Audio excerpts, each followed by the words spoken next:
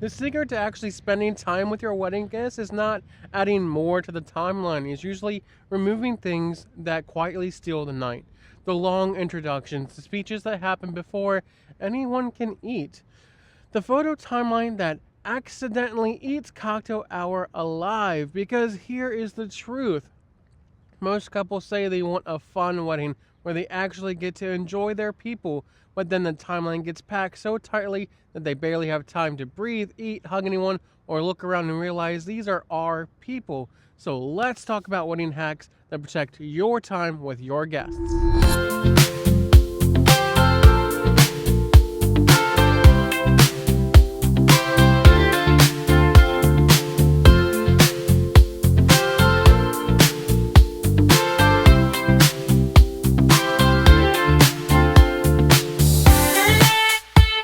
Hey, I'm Steve Barnett, and I'm a Pennsylvania wedding photographer.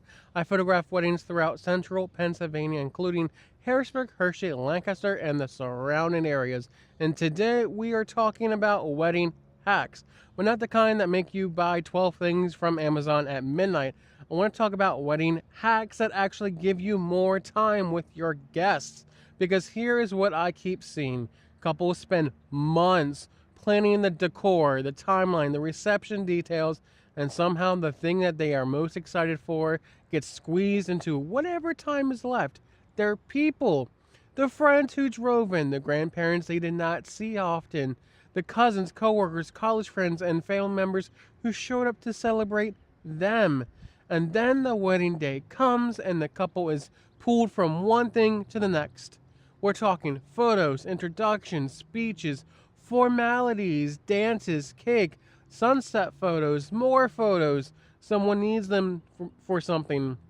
Someone else wants a picture, and suddenly the night is over.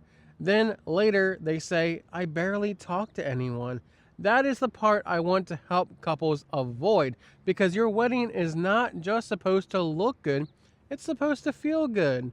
And a huge part of that is actually getting to be with the people who come to celebrate you. So here are the wedding hacks that can help you spend more time with your guests. The first one is simple: keep things close together. If your ceremony is 45 minutes from your reception and the hotel is another 45 minutes away, that's not romantic travel time. That is everyone spending the day in their cars. And yes, sometimes separate locations make sense. Maybe your church matters to you. Maybe the venue's worth it. Maybe there is a family reason. That's fine. But if you have a choice, convenience beats complicated almost every time. The less time people spend driving, waiting, and figuring out where to go next, the more time they spend celebrating with you. The second hack is to shorten the formalities. I'm not saying that you have to remove everything. I love meaningful entrances. I love speeches that actually say something. I love dances that feel personal. But not every formal moment needs to become a full production. Wedding party intros do not have to take 20 minutes. Speeches don't need to become a podcast. And your first dance doesn't have to be the entire song if you're already uncomfortable by verse 2. You can cut a song at a minute. You can limit speeches to a few minutes. You can skip the long entrance skits if they don't feel like you. You're allowed to keep the parts that matter and trim the parts that drain the room. The third hack is to feed people before they get cranky. This sounds basic, but it matters. Guests remember if the food was good. They also remember if they were hungry for too long. A beautiful wedding gets a lot less magical when people are standing around wondering if dinner is just a rumor. So when you are planning the timeline, think about guest comfort. How long are they waiting after the ceremony? Do they have drinks? Do they have appetizers? Do they know where to go? Is there shade if it's hot? Is there seating for older guests? This stuff matters. Not because your guests are trying to be demanding, but because comfortable guests are relaxed guests. And relaxed guests make the whole wedding feel better. The fourth hack is to build in a photo moment with your guests. This is one of my favorite ideas because it solves a real problem. A lot of guests want a photo with the couple, but the couple is busy. The photographer's covering the day, the timeline's moving, people don't always know when to ask. So instead of letting it become random chaos, build it in. You could do a table dash, You could visit tables during dinner. You can do a quick receiving line after the ceremony. You could set aside 10 minutes at the reception for guest photos. The exact method depends on your timeline and personality, but the idea is simple. Make it easy for guests to feel included and make it easier for you to actually see them. Guests don't always need a favor with your initials on it. Sometimes they just want a photo with you, a hug, and 30 seconds where they can get to say congratulations. The fifth hack is to make sure the dance floor is smaller than you think. This one can get sneaky. A huge dance floor can look impressive when the room is empty, but once the party starts, it can make people feel spread out. And when people feel spread out, the energy can feel awkward. A smaller dance floor can make the party feel fuller, warmer, and more alive. This is not my lane as much as it is your DJ or your venue coordinator, but it's worth asking about because reception energy matters.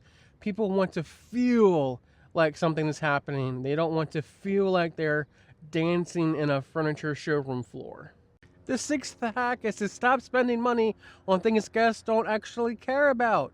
I'm not anti-detail. I love photographing details. I love beautiful details. I want your wedding to feel like you, but if the choice is between guests being fed well, comfortable, and included in the celebration, or spending money on something no one will remember, I know which I would choose. Guests remember food, waiting, whether they felt comfortable, whether they got to talk to you. They may not remember the exact favor, the font on the sign, or the tiny thing you stressed over for 3 weeks. And I say that with love. Sometimes the thing stealing your peace is not carrying the weight you think it is. The seventh hack is to make your timeline protect people time. This is where a good photo timeline matters. If family photos take forever, if portraits are scattered all over the day, or if no one knows where they're supposed to be, your guest time can get eaten alive. This is why I care so much about planning the photo side of the day ahead of time. Not because I want your wedding to feel like a photo shoot, but because it's the opposite. I want photos to have a plan so they don't take over everything. We make the family photo list ahead of time. We know who needs to be there. We choose a location. We communicate the plan. We keep it moving. That way, you're not standing around after the ceremony while someone is trying to find Uncle Steve, who has wandered off to cocktail hour like a man on a mission. Good planning protects the party. The eighth hack is to decide what you actually care about before everyone else starts giving opinions, because people will have thoughts. They would tell you what they did, what they regret, what they loved, what they think you should skip, what they think you absolutely must have. And some of it will be helpful. Some of it will be noise wearing shoes. So before you build the whole day around other people's opinions, ask yourselves, what do we want to remember? How do we want guests to feel? Where do we want to spend our time? Those 3 questions can save you from a lot of unnecessary chaos, because the goal is to not impress everyone. The goal is to create a day that feels good to live. And if you want more time with your guests, you have to plan for it. It doesn't happen by accident. So when you are building your wedding day, think beyond how it looks. Think about flow, comfort, connection. Keep the locations easy if you can. Trim the formalities that do not matter to you.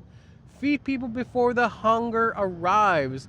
Build in guest photo time. Create a timeline that does not swallow the whole reception. That is the kind of wedding hack I can get behind.